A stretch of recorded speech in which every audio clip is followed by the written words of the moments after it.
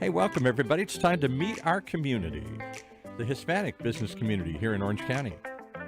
Powered by the Orange County Hispanic Chamber of Commerce and Orange County's only community radio station, OC Talk Radio. Streaming live from our studios here at the University of California, Irvine's Beale Applied Innovation Center with our host, John Gutierrez. Hey, John.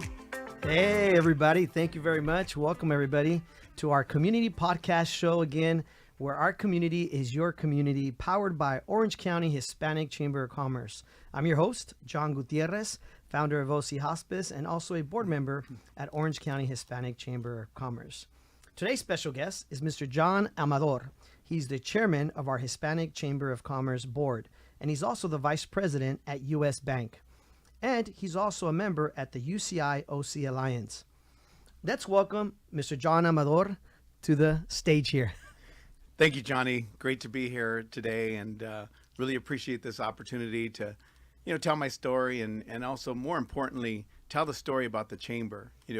This is really the reason when we initially started talking about this podcast, right, is we wanted to be able to provide an outlet in terms of, that will allow us to get, our word out and tell the story of the chamber and the community.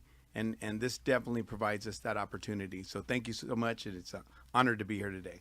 We're glad to have you. And we want to thank you for all the service that you've given, all the volunteer hours you've donated, all these years. How many years have you been the chairman of our board? So I've been the chairman of the board for 4 years. I've been on the board for 5 years. It was extended, obviously, because of, COVID, and we didn't have our Estrella Awards, which we typically install new officers. And so, yeah, it's been an absolutely great run. It's been an honor and privilege to be able to chair such an incredible board that we have, and the incredible work that we're doing in the community, and in particular the business community supporting the Hispanics. I'll tell you what, we're going to get back to all of this chamber fun stuff. All right. But in the meantime, we want the audience to get to know Mr. John Amador. Ooh. We know you're a private individual. We know you don't like to share the goods, but we want to know, who is John Amador? Tell us a little bit about your life, your family, growing up, your hobbies. Share with us a little bit about you. Who are you? All right. Yeah. So I grew up in Stockton, California, Northern California. I have 4 siblings. I have 2 brothers, twin boys, Ron and Julian, an older sister, Debbie, and then my oldest brother, Leonard. So the twins are 4 years apart, older than me. The sister, 8 years. And my oldest brother, Leonard, 10 years. So you grew up in a blue-collar, hardworking family. My dad was, head mechanic at Del Monte, worked extremely long hours. And so, from me personally, I think that's where I got the hard work ethics, and really was taught at a very young age to put in a full effort, do everything you can, do it the right way. My dad had a lot of sayings. It was, excuses are a sign of weakness. If you're not going to do something right, don't do it at all. And so it's really, those work ethics that he demonstrated that were instilled in myself and my siblings, and is just carried on throughout my career. And so, we had my dad that, like I said, we mentioned, was a blue collar worker. My mom was a stay-at-home mom initially. She's the best mom in the world. And I know everybody says that, but, she's somebody that just loves her kids, her family, unconditionally, and, showed us really what love is about. And so, much like most of the Hispanic culture, right, when you think about our culture, which is beautiful, it's based off, music, food, faith, and family. And so, also, kind of some of my what I would call mentors were my grandfather, who's a pastor for 25 years, 2 other uncles that were pastors for 25 years. And they, really taught us the right way and how to live, how to treat people, and to be, just good people, and that contributed positively in the communities. And so, I think collectively all of that the influence that I had, with my grandparents, my parents, and the relatives, my siblings, it really brought me to who I am today. But I hear you are an avid sports boxing fan. Share with everybody a little bit about that love that you have. Where did that come from? Well, it started, at a younger age. I used to box, and so Who did you grow up watching? Who were some of the boxers in your days that you enjoyed? Well, Cesar Chavez. Cesar Chavez, Julio okay. Cesar Chavez Okay. was, Hitting them in the kidneys, huh? yeah, it was, definitely the all-time favorite because, I think, again, when you look at our culture, right, and it coincides with the Mexican Hispanic boxing culture is hardworking. They're not going to dodge opponents. They're going to, whatever it takes to get the job done, that's what they're going to do. And so Julio Cesar Chavez, he never dodged anyone. He fought the best. He fought even at his, at elderly stage or advanced stage in boxing. He fought Oscar De La Hoya. And Yes, it was a great fight. it was an amazing fight. I remember it was Yeah. it was really one of the first pay-per-view fights. I remember going to the Stockton Civic Auditorium, Yes. and it was funny because it was a completely divided audience. Yes. You were either Every home was divided like that, by the way. I remember that.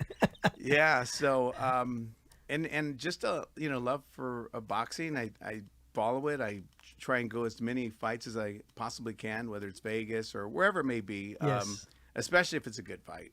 Yes. Meaning that it's two top fighters fighting each other, which unfortunately today that doesn't always happen. Yes. The game has changed a lot, obviously. Exactly. Yes, the fight game. So growing up, we know you love boxing. We know your family were really close. How did you work your way up to become a vice president at U.S. Bank? For all of our listeners, all these young kids that are listening that, hey, I want to be in those shoes one day. How did you work your way up? How did that happen? Well, I still think it goes back to, the work ethics that were instilled in me in a very young age, right? And so, it starts with there because I think you have to demonstrate and prove yourself to others, right?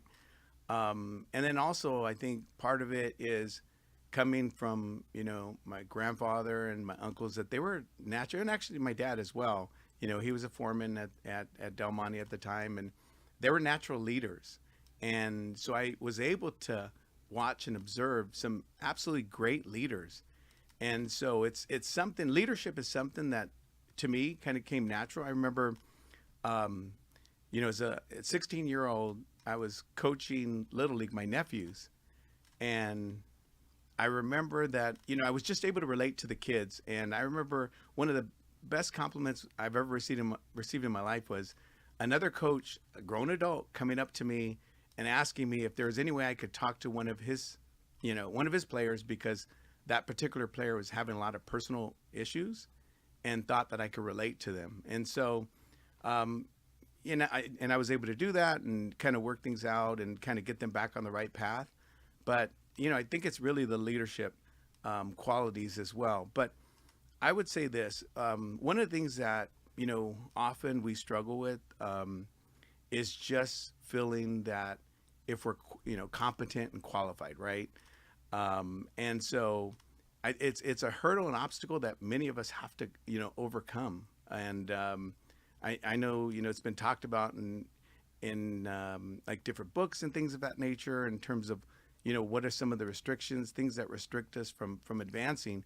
And I think that's one of them. And it's just, one of the things that I do is I work with the youth chamber, right? And typically I start off the year talking to them and telling them that when you enter a room and whatever you do, understand you're capable of accomplishing anything in life that you put, you're 100% into, and just know that you're capable of it, right? And so believing in yourself, putting in the hard work, that's what really opens up the doors and opportunities. And then obviously, I think sometimes we, don't necessarily fully appreciate the fact that relationships are big in life. Mm-hmm.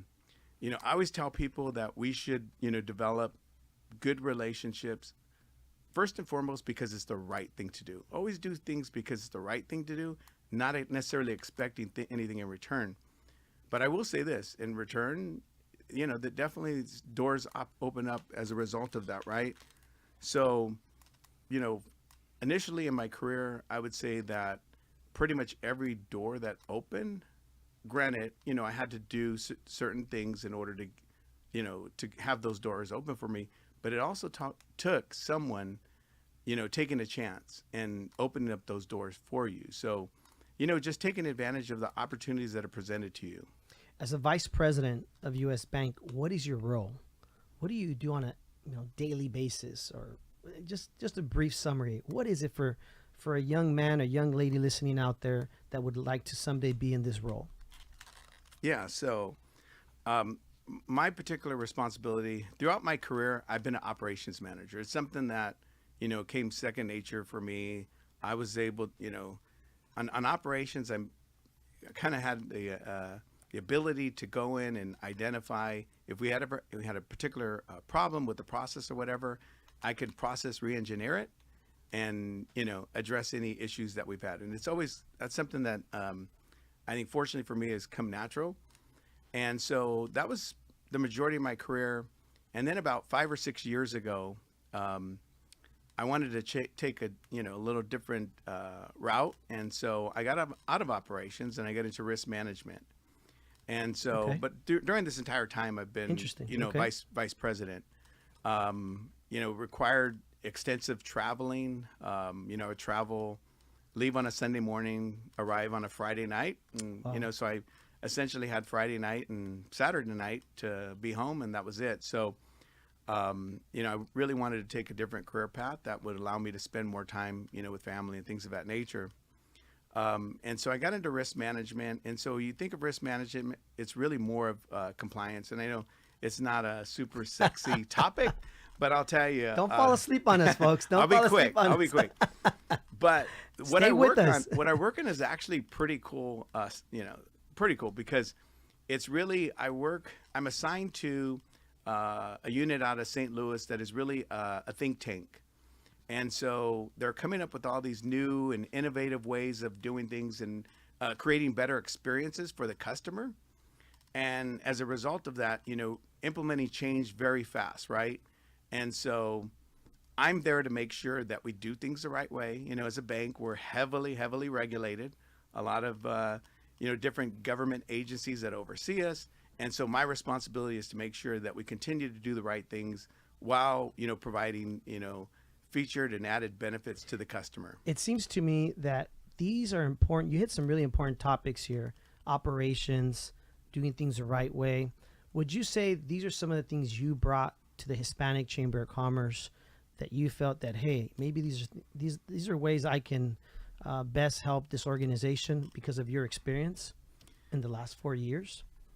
Yeah, I do believe that there's certain. Matter of fact, I was talking to somebody yesterday, and and I was saying, hey, my term is coming to an end. It's been a great ride and a great experience. Have a lot of new friends and friends that I call family. I mean, that's really what the chamber's about. It's all of us collectively working together to help one another. Mm-hmm. But it is a family atmosphere, and so I would say that in terms of what I think I brought to the chamber, it really is about some of the things that are near and dear to my heart, that are just kind of, I think, who I am, right? Which is integrity, professionalism, accountability. And so, I think those are things that we were able to elevate in the chamber. And, so that's something I consider myself, to be proud of. That's great. You hit some great points. So as a chairman of our board, or of the board of the Hispanic Chamber of Commerce, what will you miss? We know you're still going to be involved, but what will you miss as chairman of the board? That's a good question. I knew I'd hit some good questions here. Well, And there's no right or wrong answer here. No, right. It's just, what do you feel in would it be the meetings? Like, what do you think would be that you miss the most? I think, I'll still be involved in, obviously the meetings. And sorry, I'll just fix this one more time. Sorry. And, when people ask me what is it I do, the first question I ask is, do you want to know my paid job or my non-paid job, right? Yes. And I said, I'll start with my non-paid job. My non-paid job is I'm chairman of the board of the Hispanic Chamber of Commerce. I say non-paid because you spend so much time involved, with the chamber. Why? Why do that? That's what a well- lot of people are asking right now that are listening. Why? Well, the chamber is something and that I'm passionate about, which is really helping our community. If you go back, 5 years, no, actually it was 6 years ago. So before I even got started with the chamber, just a brief story. So, as my company, I was looking at our corporate website and I noticed that there was one of my colleagues that I was talking to on the phone based in Cincinnati. They were on our corporate website on the front page. And I said, hey, what's this about? Why are you on this front page and this and that? And they were telling me they started an employee resource group. And I said, oh, that's great. Tell me more about it. I really hadn't heard too much about it. And she told me it's basically, a group that focuses on some of the cultural differences and really helps promote diversity and inclusion, right? Because it helps, create that awareness of the particular culture. And so I looked at our website and I noticed that we had all the various groups that were selected, right? We had of the minority groups, right? But, a company of almost 80,000 employees, I also noticed one thing that wasn't, positive, because everything else I think is great, is we didn't have one Hispanic business resource group throughout the entire company. And I thought that was odd. And I said, well, it's something that I can complain about and do nothing, or I could do something about it. And so that's why I started employee resource group within Orange County, and after about a year, it was, had successful events. And then during that time, I was asked by one of our community development managers that oversees Southern California if I'd be interested in joining, the chamber, as there was a board seat that was open. And, I started, asking myself, is this something that I really want to do? And so I did some research and I said, yes, absolutely. Because I think I'm in a position now where I want to give back, and especially to our community. And I thought that would be a great opportunity to do this, right? And so I went from, starting the business resource group for U.S. Bank to now being a board member of the chamber. And I think what happened after the first year, I think Ruben noticed I started asking a lot of questions, and really were questions that are geared towards, how do we take the chamber to the next level? Yes. And because the chamber's always done amazing things, right? Yes. But for me, I'm one of those that I don't believe in, being, and not that we were, but just in general, you never want to be stagnant, right? Yes. Or, complacent. Evolve. Yeah, absolutely. Evolving is important. And that's actually, one of the things that in my job that I oversee, the risk for, it really is about that. It's a constant evolution of a process and improving it. And so, I mean, that's, one of the things that we should look at, right? One of the things I always say is that, our biggest fear should be complacency, because when we become complacent, we become irrelevant. If you look back and you say, okay, the creator of the first cell phone, right? How many years ago was that? And if they said, hey, we made it, we're going to be successful, we're going to be rich the rest of our life, they would have been out of business.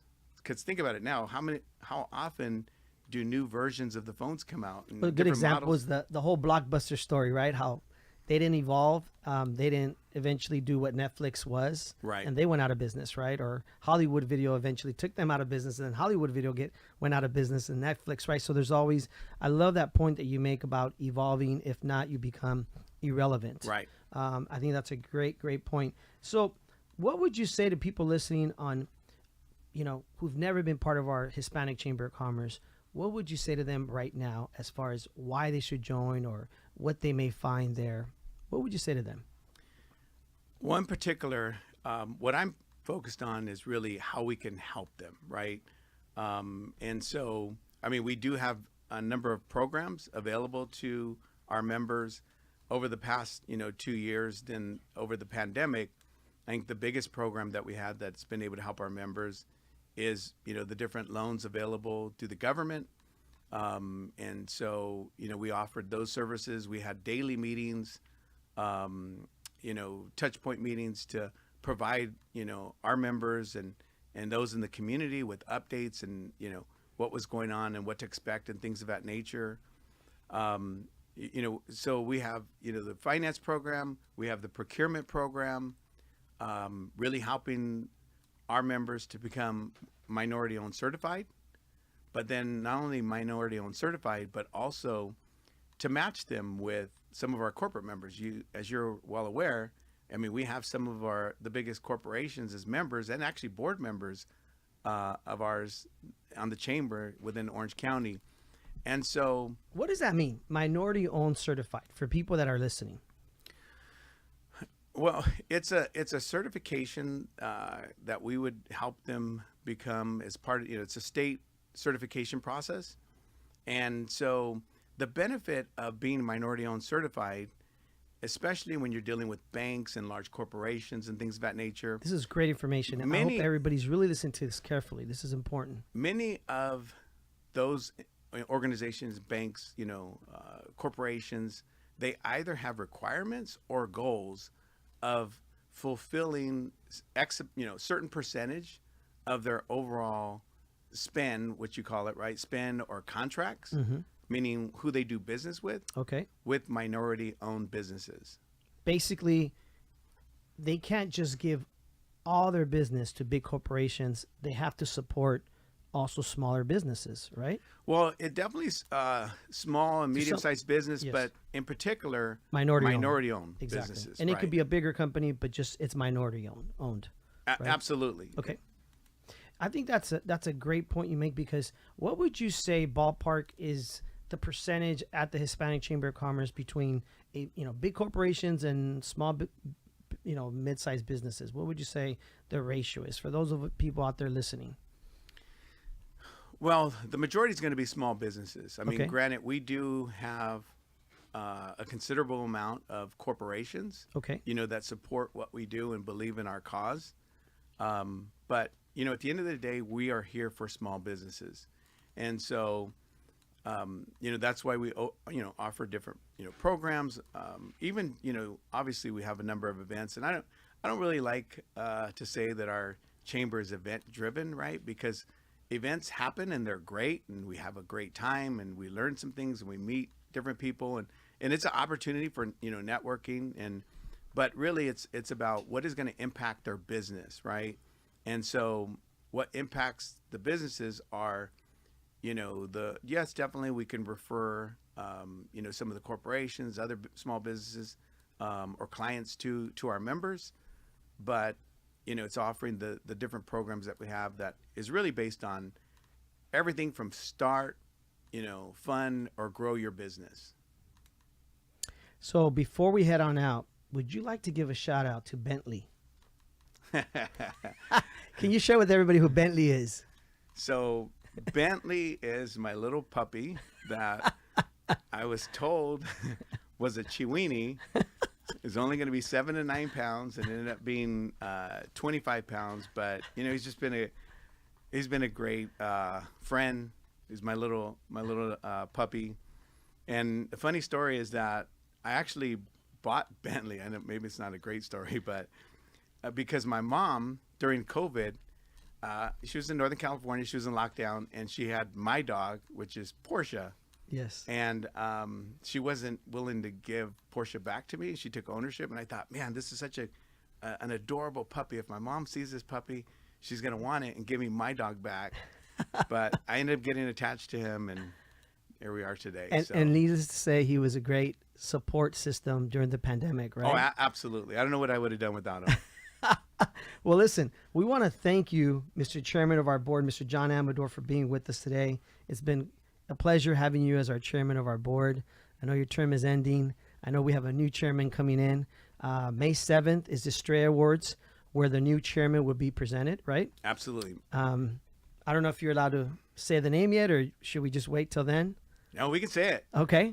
Excited to announce that Sylvia Pizarroso will be our new chairwoman. Congratulations. And so, yes. It's been a while, and I think we all know if we really want things to happen and move forward, Viva la it's mujer. going to take a woman. And the great thing about it is so that installation happens on May 7th, as you mentioned, on Saturday, and the next day is Mother's Day. So it's a great way to kick off Mother's How Day awesome weekend. is that? Well, thank you for being with us. I just want to touch bases real quick as we close out the show.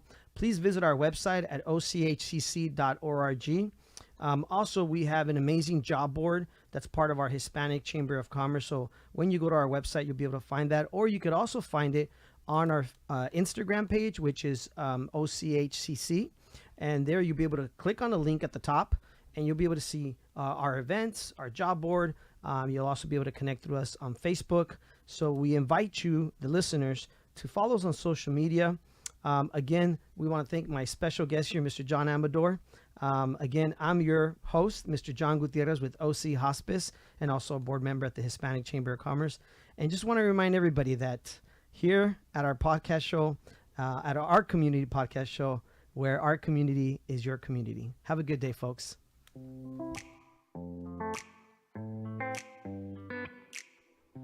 Well, that's going to wrap it up. Thanks for taking the time to meet our community, the Hispanic business community here in Orange County. Powered by the Orange County Hispanic Chamber of Commerce and Orange County's only community radio station, OC Talk Radio. Streaming live from our studios here at the University of California, Irvine's Beale Applied Innovation Center. Join us each and every week right here as we celebrate and explore the richness of this thriving community and the real stories of the real people who make it really special. Because, as we say, our community is your community.